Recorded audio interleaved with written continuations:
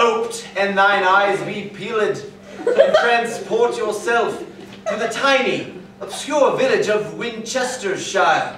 Where we find two families, equal in stature but not equal in fame, and whose names have battled each other for years in vain.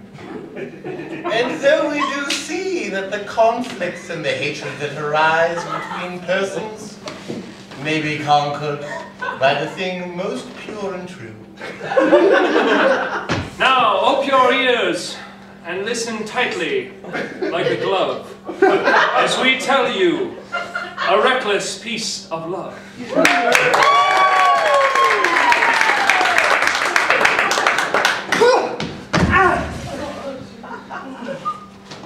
And you'll get another one shortly. I didn't deserve none of that, sir. And you need to stop stealing my rutabagas. Boy, you got to hold your rutabagas from the whole village. They're my rutabagas. There's nothing holding about them. Now I know that you youngsters are getting all types of wild, be it springtime, but it doesn't excuse you getting all my property and... And what? Don't want to strike you again. Neither do I. Listen, as you well know, the town is famished. The only garden that grows is your own. We're all stuck eating meat. Oh, thou wouldst look upon my garden as a place that you might pluck willingly the rutabagas that grow, like thou wouldst pluck the hair from my head which do fall nightly upon my pillow, and my wife doth say that 'tis a thing that will continue, but I say that perhaps I might lose only a bit of this, and perhaps not. It might stop and cease. I do not want to lose more. Just as I do not want to lose my rutabagas. If I had any clue what you just said, I would comment on it. I mean, steal not from me, but there do be families that do well in Worcestershire. Yea, I know of those two families, but they are vicious with their guards. I haven't ceased one plant from them, 1 ounce of food from their garden. You sleep so much, it's easy to pluck the rutabagas from that garden, as though fairies are coming plucking hairs off your head. I sleep so that the fairies pluck not more hairs from my head. I don't understand what's going on with your own head. 'Tis male pattern balding. But focus not upon my head, but upon the heads of the wealthy, that we should not be fighting amongst each other, and I should not strike you across Exactly! For it is the people that should join thusly together, for those families that do revel in the wealth that they provide from this land, it cannot last much longer, and I know that they do plan a festival, an enormous bacchial event that shall be wine and not meat. They eat the fine foods that do actually grow from the land, rather than the small animals that we club that do wander in the forests around us. Then the taste of squirrel wrecks mine own tongue. And clubbing squirrel is worse. So, now that we have become friends, dear sir, might I partake in one rutabaga? For I have a mother who is terribly sick and stricken with unhealthiness. Please, one rutabaga for her own. I'll take thy silence as a yes. It is hard to say no, for I know that the plague of unhealthiness strikes our town. My mother did suffer from it, so take one. Thank you for your kindness, sir.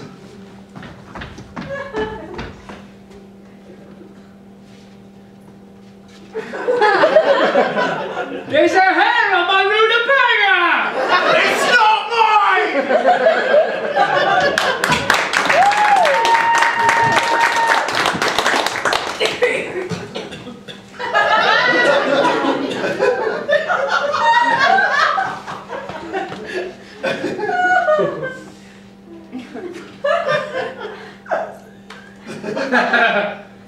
I wish you would not watch me so.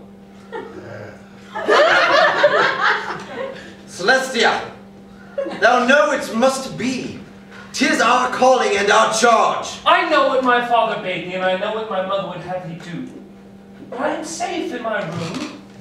Prithee, give me peace. The harlot believes she is safe. I mean, my lady doth believe safety is all around.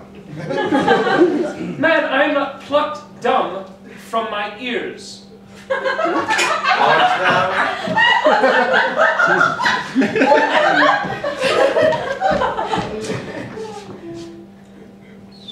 Deaf from mine ears. I am learning of the medical terms. How now, her mastery of animals, large and small, is but mystical, as if she were a witch, or a keeper of a zoo. Sweet songbird, you know freedom. I do only wish that I could be free as you are. But what did you say? Your tweets I have not learned to understand. Sweet bird, come not to this cage, but fly away. Think you we are happy to spend time in this gilded cage as you? We once were royal guards, you know. Once.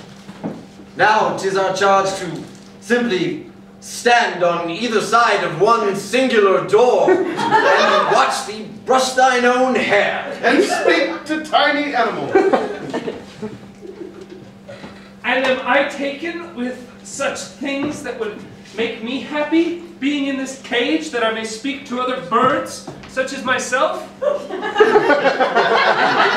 Madam, we care not of your happiness, for you are but a woman, and this is a man's world.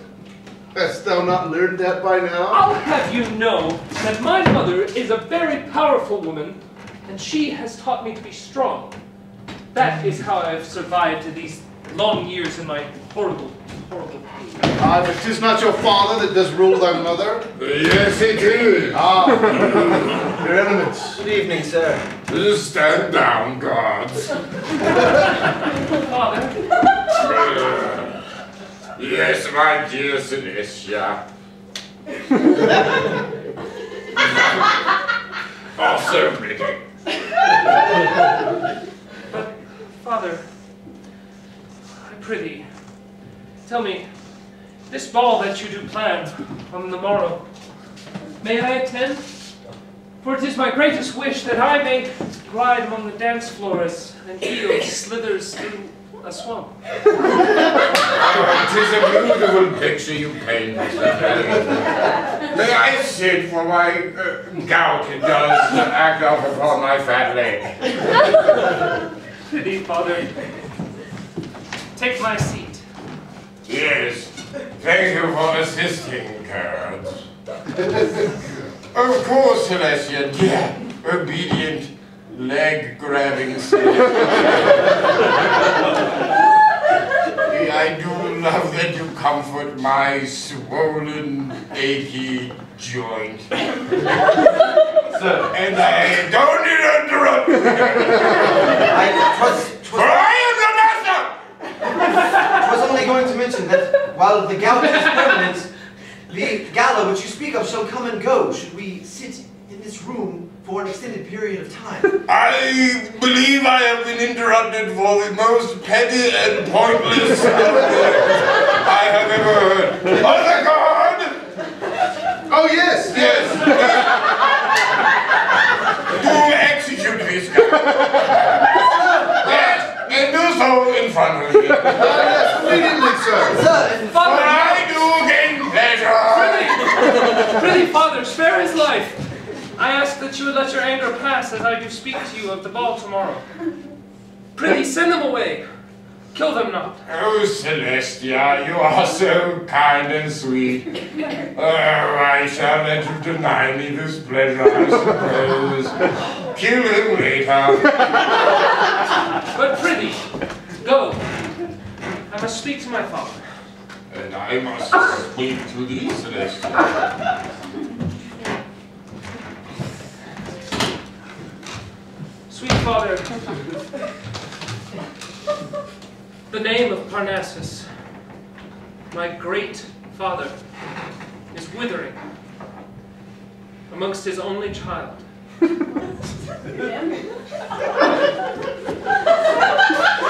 I believe that thou dost think upon the same matters that I, as an aging and diabetic ruler, do also think, and I do know that my kingdom must be entrusted to only the finest, and I trust that thou shalt lead this fair town quite well, as you shall be married to a very, very, very appropriate gentleman. Father, I have picked for you Sir Wampus Dickley. Although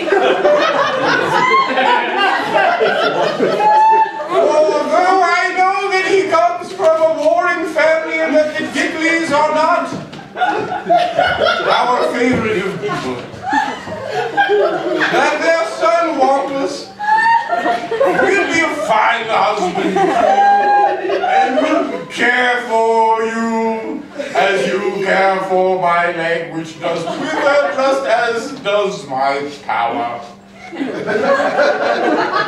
Have I spoken too long for thee? Distracted. And done such news that should bring you such joy.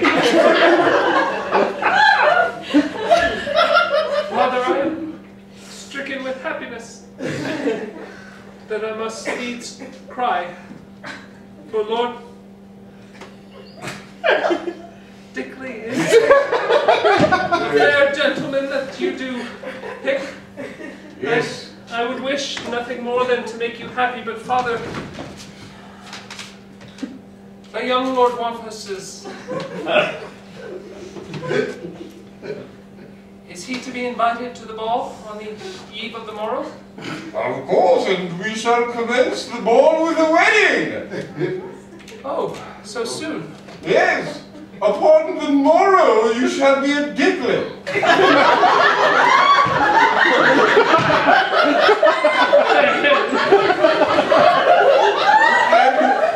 and your love and union to young Wampus shall bring our families from warring to peace.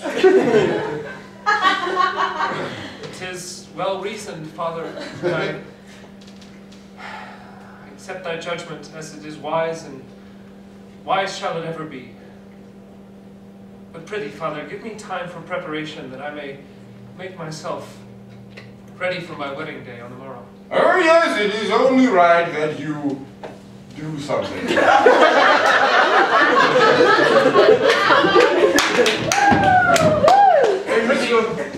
Prithee, Father, let the guards stay a while, for I'll need privacy.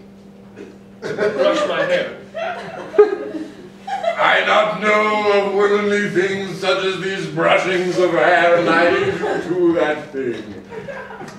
I, upon the morrow, shall see you wed, and for now I shall get into my oversized bed.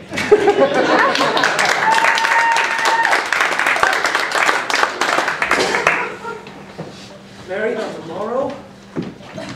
Oh, Celestia, Celestia. But the young Lord Dickley is promised to you. You must obey your father's wishes. But if a friend tempt him thusly not to marry me, yes, Celestia, wrap yourself in garb of a man and introduce yourself to the young Dickley.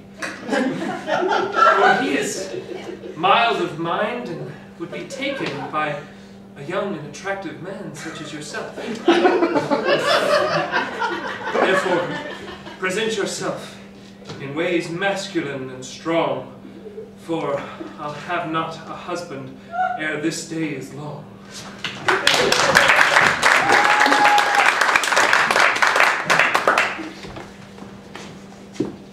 Hast thou heard the words that the ruler did speak? Yea, his daughters to be diddlied. Diddlied by Wampus! What? Hey, is not the diddly of an opposing clan? I care not. What of our jobs? Our jobs are nothing. Royal guards we once were! We shall be of a higher rank than royal guards, my dearest Julian. How be it so, Petrus? First, we should have killed our parents for their naming of ourselves. Second, we are killers, are we not? I would have easily sliced your throat as I might have sliced the throat of a cow. 'Twas meaning to speak to Think not! For not your throat is the one that I want. 'Tis the throat of the ruler. Yea, see you not that without him, if we can strike him down before the wedding tomorrow, we may take his place. I'm not sure that royalty works in that manner. God into a No. Confused I am. Let me clear the fog in their mind. For Mr. Diddley of Wampus shall be riding upon the trail that leadeth into the town, yea? Yea. We too shall greet him at the gates. And you, being of slender build and dull mind, should perhaps take his place on the back of his horse. We shall dump him from his ass, onto his ass, into a puddle. We shall puddle the diddley. Puddle the diddley, And then strike him dead. And then thou shalt take his place. And then on the morrow we shall kill the father, marry the daughter, slay the daughter, become kings. Although that may make me a queen. We shall think of that later. Petrus, I would be most happy to make thee mine own queen. Is that inappropriate? Yea, it is. Though acceptable. 'Tis a well thought out plan. I foresee no reason why this could in any way foul up. Not at all. We are but masters of our own domain. Off the diddley.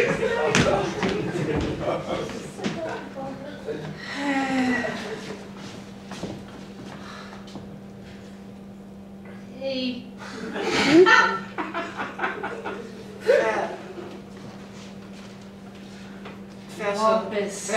Professor Dickley. Shall we not away with ourselves to the abode of the Parnassi? Nay, for my mind is wrapped with this potion. I know not what it does. I have not found the right cure that this potion does procure upon.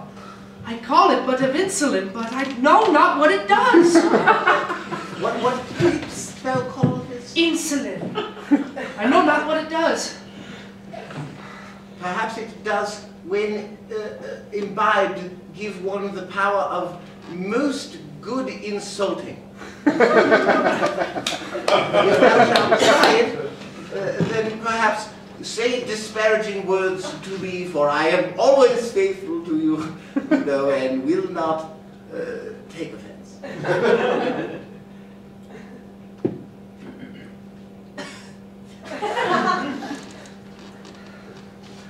Do go, cast dispersions upon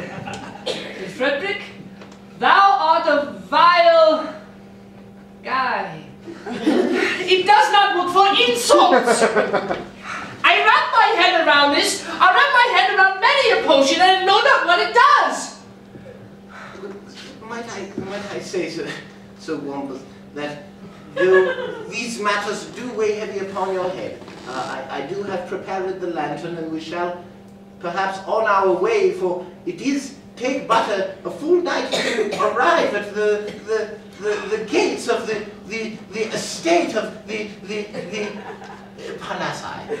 The Parnassuses, excuse me. Let us go to the Parnassus. But I shall take mine own potion in a flask of mine own father's. For maybe during these long travels, maybe my head will cure the idea of what it does. Let us go, Frederick. Away.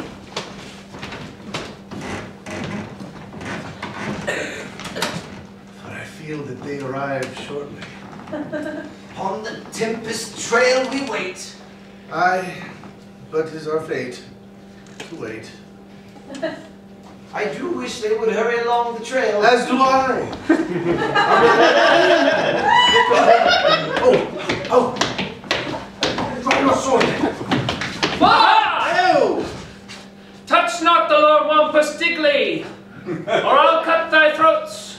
What simultaneous surprises!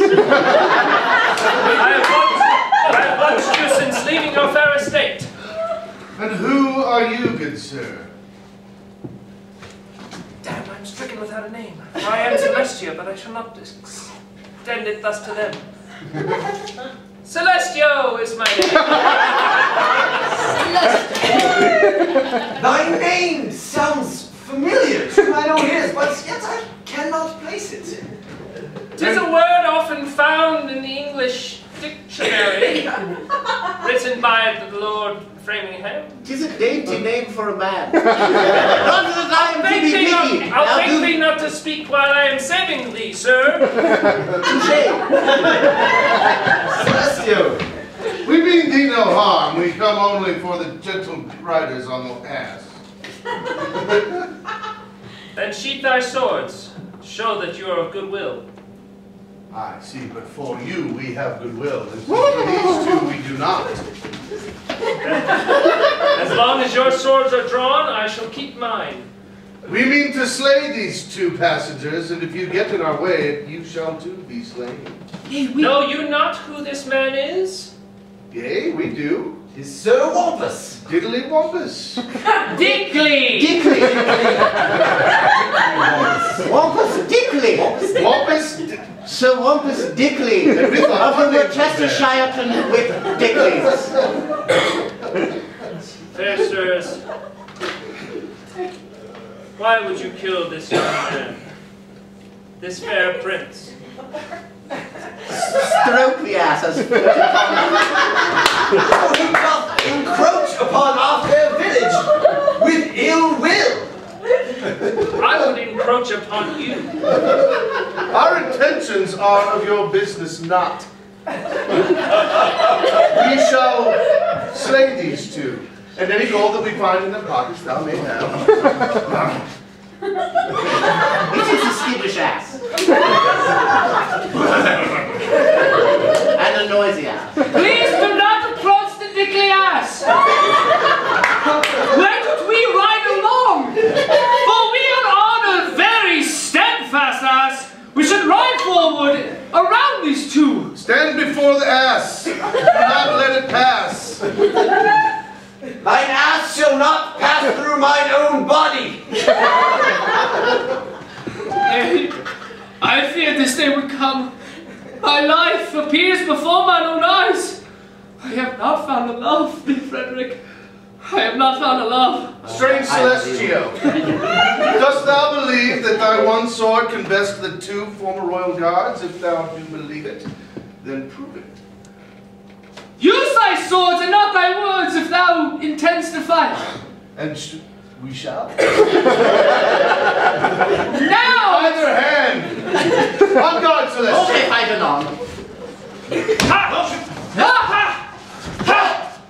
Petrus! Should I be helping fighting you!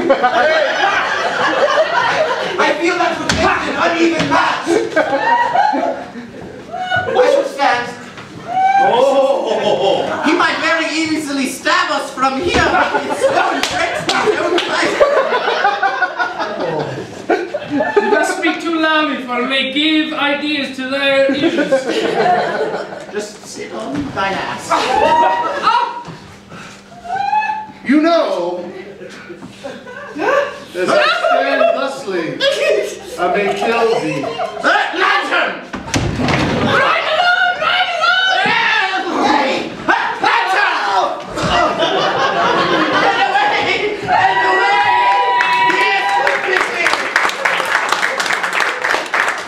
Bested by a lantern and a fairy on an ass. Damn you, Celestio! And a better swordsman than you both. I'll prithee, lay not a hand on the Lord Digley. Or else, I'll take thy hands. Thou got lucky tonight. A lantern upon the head didst me and not thy sword. I was winning. And I say, we shall meet again, Celestio. Aye. You and your oddly pleasant smell, Your womanly shoulders, your flowing blonde hair, thy beautiful eyes, your oddly pert chest, the ass that doth put shame to the ass of any men I have laid eyes upon. the eyes of who I could get lost in night upon night. You retreading on the eyes. I wasn't sure I did Feet it. to the eyes. And see them only in your nightmares. Or our dreams.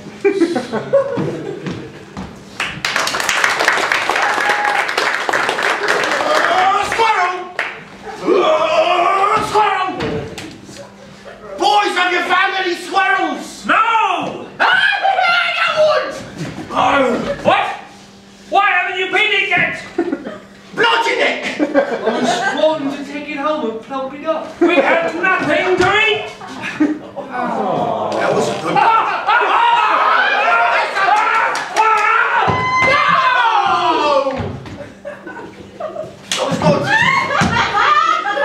I was going to eat that squirrel. I was too. I did not mean to lose it. Its feet were.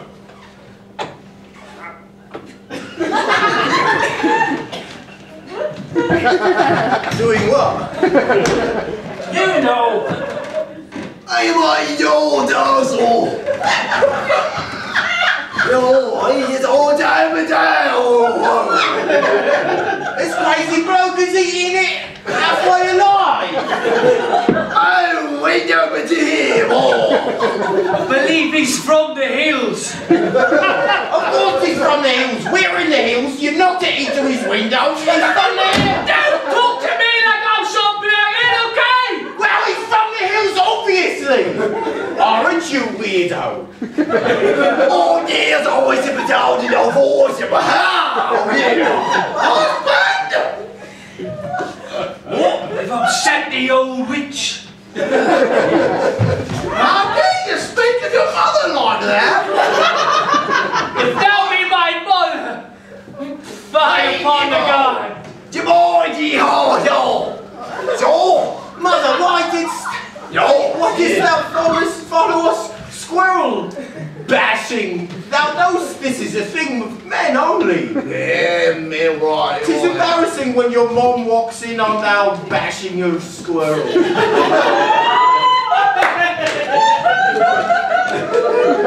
Wait a second. Why are we letting this strange man sit in our own house? I don't want to eat it. It's got crazy all over it. But why don't we kick this bloody out? Give him the boot to the old rear. Oh, yeah, I'll give you that. Boys, leave them alone. But no, touch him not. I didn't get you. Your old mother's got a plan. Yeah, right. I was down in the town the other day and I was listening. listening to all the jibber jabber going on between the people. Leave alone. Oh, I did. And I was hearing about a ball. A big old wedding ball. Yes, right. What's a wedding ball? It's a wedding ball. You get married in a ball? No. It'd be hard to breathe in that thing. It's not a ball, you nimble. Well, that's what you're saying, It's boss! not a real ball. It's like a dancing ball. Like. Oh! Oh, a ball! Oh! Mum, strong. I don't forget it.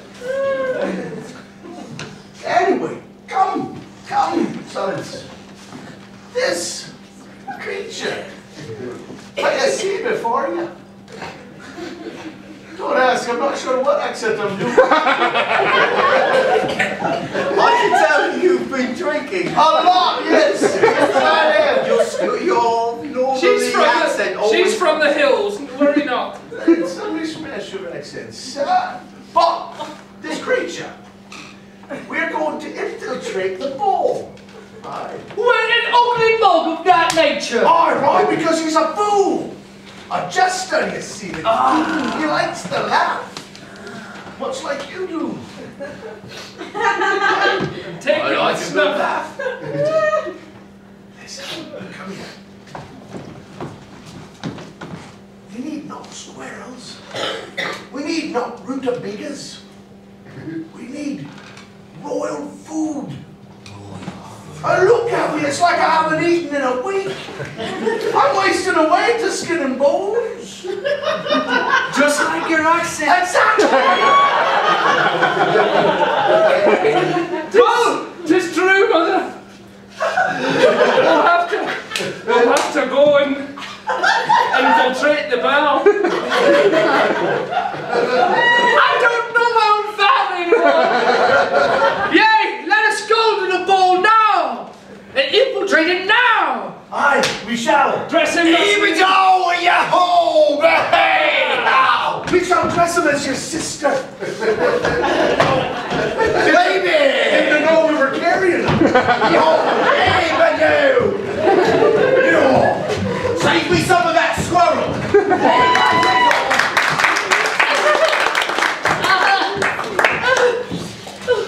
Nearly escaped within an inch of my own life. My ass be worn to death. Dear Frederick, being brave as he was, but who was that fellow? Man Celestio. Hey, who knocks at mine own door? My Lord Dickley, 'tis Celestio. We met on the road. Celestio, dear friend of valor and strength! Well met, sir. I have followed you for many... Thy hands are soft, Celestio. Yea, I do moisturize. Celestio, I cannot extend more gratitude than I can with the simple word, thanks. I'll take thy thanks, dear Wampus. But prithee, I came to ask thee. Thy marriage to the Lady Celestia. Hey, a woman I have yet to bear eyes upon. Why, you have never met the young lady? Nay.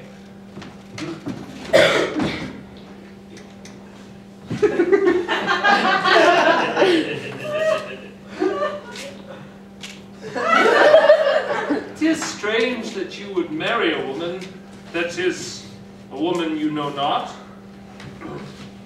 I would much rather have my choice of women, as they are everywhere.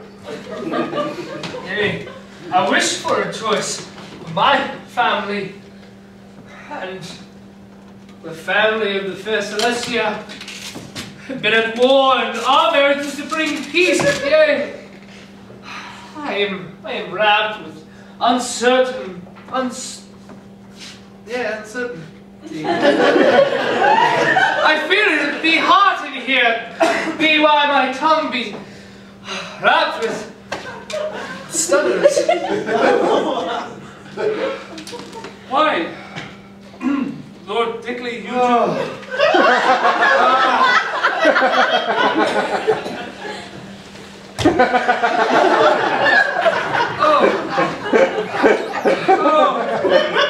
How could I stand being in a room of such heat? Clothes!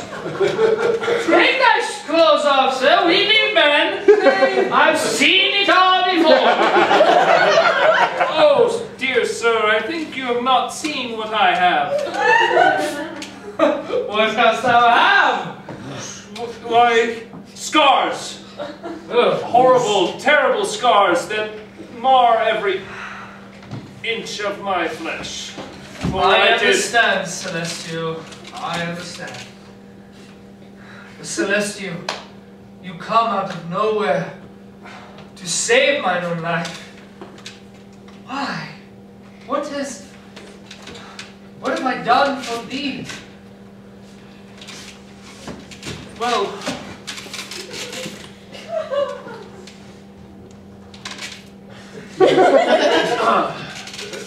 Lord Dickley, I have watched you as a man grow and grow. From a young child, I know that your family has been at war with the Parnassi. And I know that you are well learned in potions.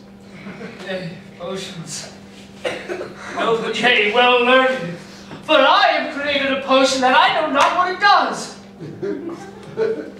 well, Here.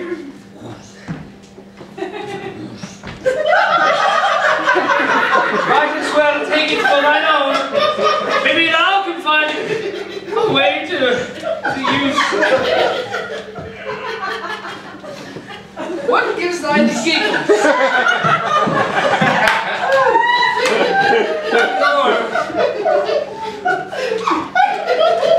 Why, your very nature is very...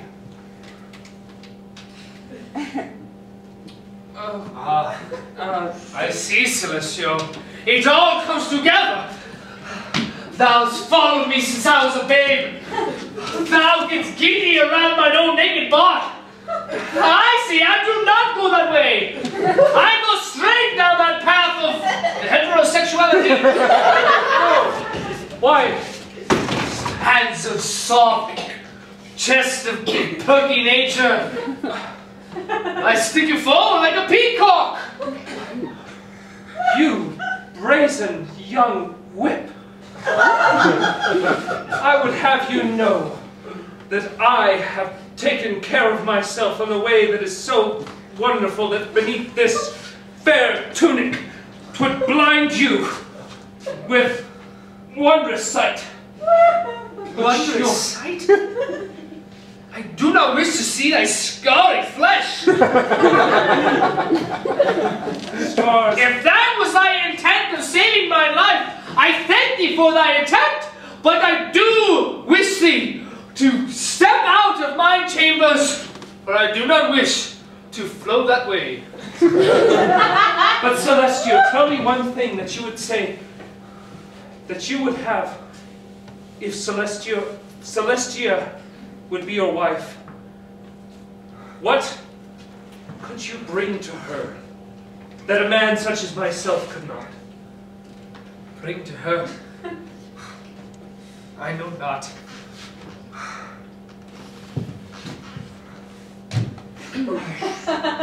I have no gifts, no talents that I can recall. Nothing to offer her mentally, physically.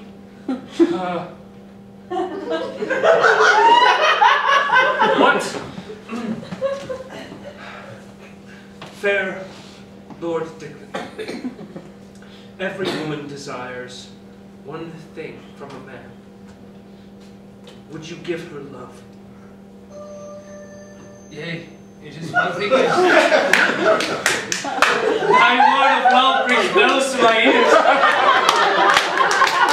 I want love more than thou hast ever known. I want love, I strive for it, but I have never refined it. And to marry a woman that I have not gazed upon wraps my head around and around like a merry-go-round. The maple ribbons wrap around my body. I want love, Celestial, but not from you, Celestia.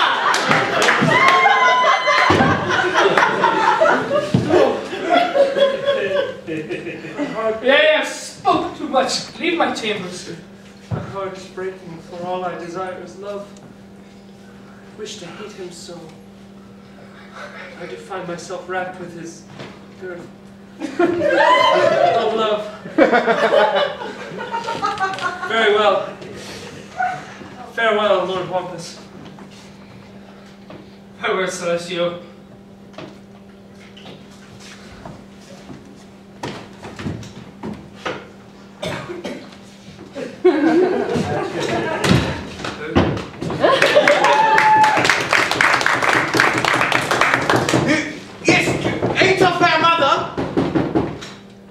Fair mother, for I have prepared him. Stand as I taught thee. Stand as I taught thee.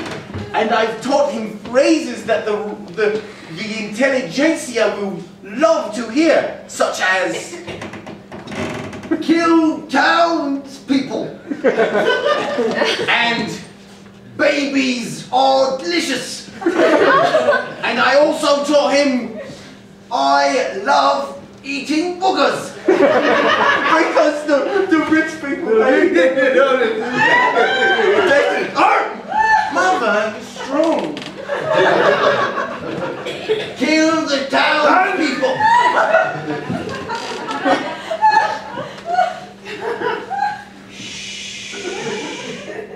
Speak not, lest I rip thy tongue out. And I will. Baby!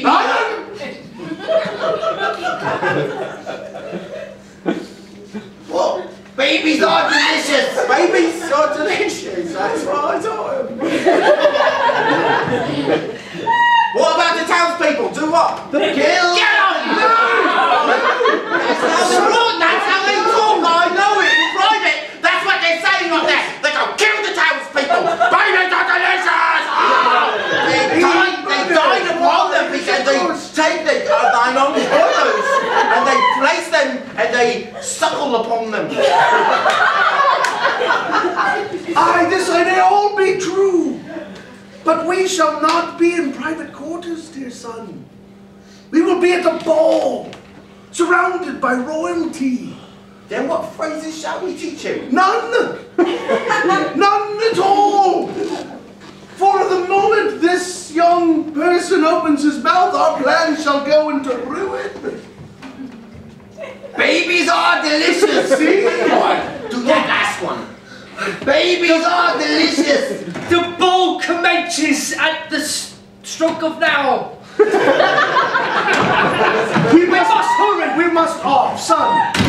I beg of thee, please, for thine own mother, keep this person's trap shut, lest I be forced to slit his throat, and I will. And mother, I do understand that brevity of the most concern, for the bell does striketh now.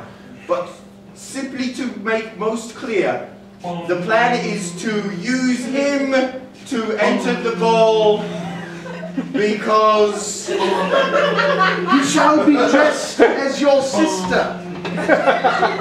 And I have in the works 2 individuals who shall shed blood this very night and leave only your sister standing as the reigning princess. right, you handle that part, I'll drink. Speak not, lest you lose your life. Off. Babies are through the door! Oh, there was one more. I taught him one more. All right. I enjoy a good melody with an accompanying harmony. It makes mine own mind, filled with joyousness as the riverbeds do fill with water on the rainy season of March. It's good dinner conversation. And now announcing Lady Celestia!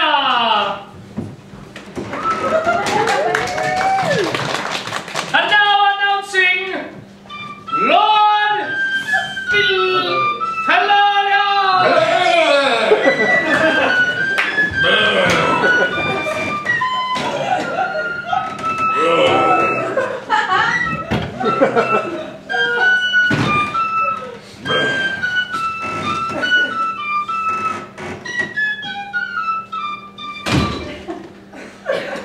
God, you may refrain from announcing us until the guests have arrived. Yes, the Lord, your guest has arisen. The guest has arisen. Oh, lovely. Lord, I wish... I could use a cupcake. God, did I not tell you to keep cupcakes in thine pocket? Other God, flute God. My lord, no, I was ordered simply to play. Now you will use your flute for stabbing. Flute God, stab stupid God. Why hast thou stabbed me? I am thy guest. I was to marry your daughter Celestia. What the hell?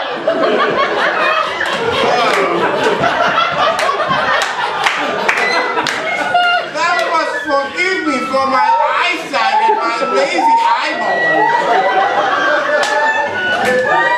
Thus cloud my diabetic vision.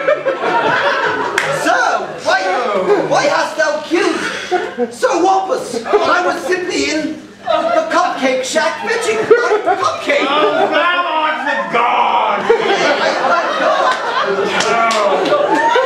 My head is between your soft bosom. Whose bosom is my head caressed upon? 'Tis my daughter that was to be your wife, but it all is for shame. When my blood sugar is low, I just simply cannot be held responsible for what I do. Sir, this man appears to be attempting to die with some sort of dignity. An illness. How rude you be. Covered with blood, I don't know.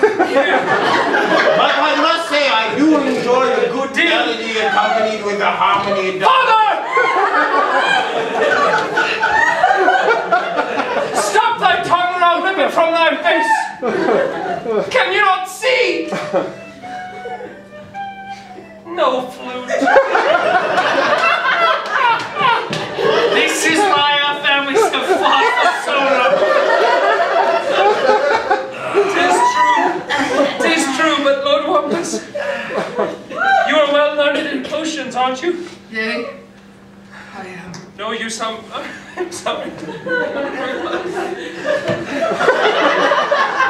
Ow! I remember not to support thy head. But, Fair Wampus, is there some potion that can heal this mortal wound? Something that may help thee? Hey, what do I have in my pocket?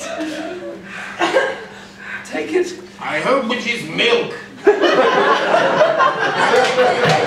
adore milk.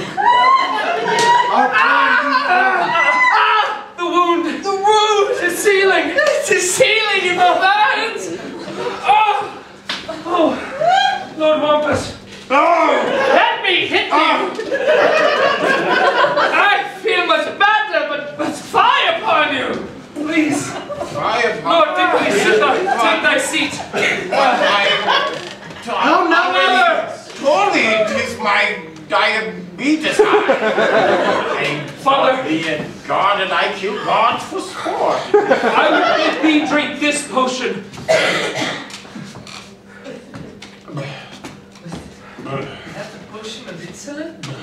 it is. Oh.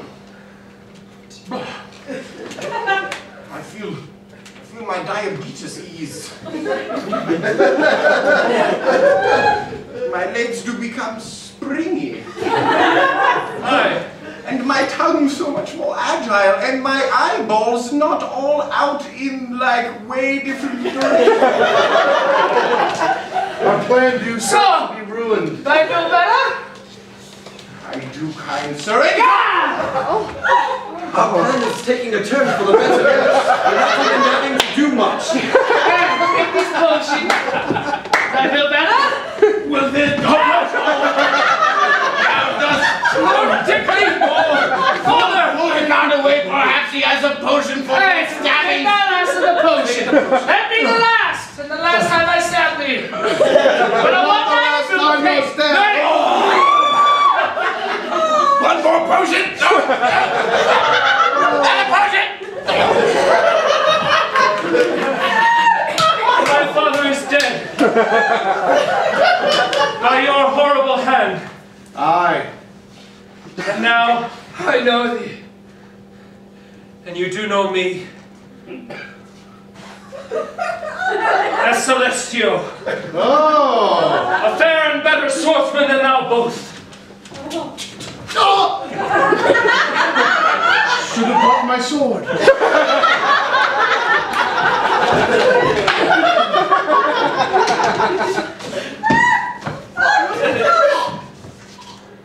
Enough, Sweeney!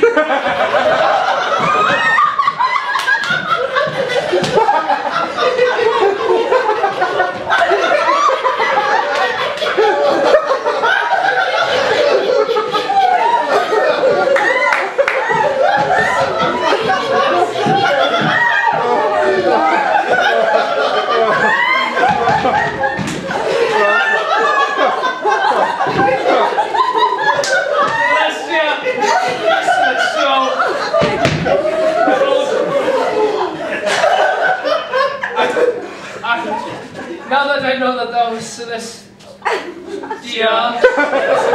I apologize with full heartedness to show my naked body to your eyes. I did not know. I care not, for your physic is like that of a Roman god. And though this chamber be filled with blood, dead bodies on every wall, I embrace thee close, as though a glove. And now we know this reckless tale of love.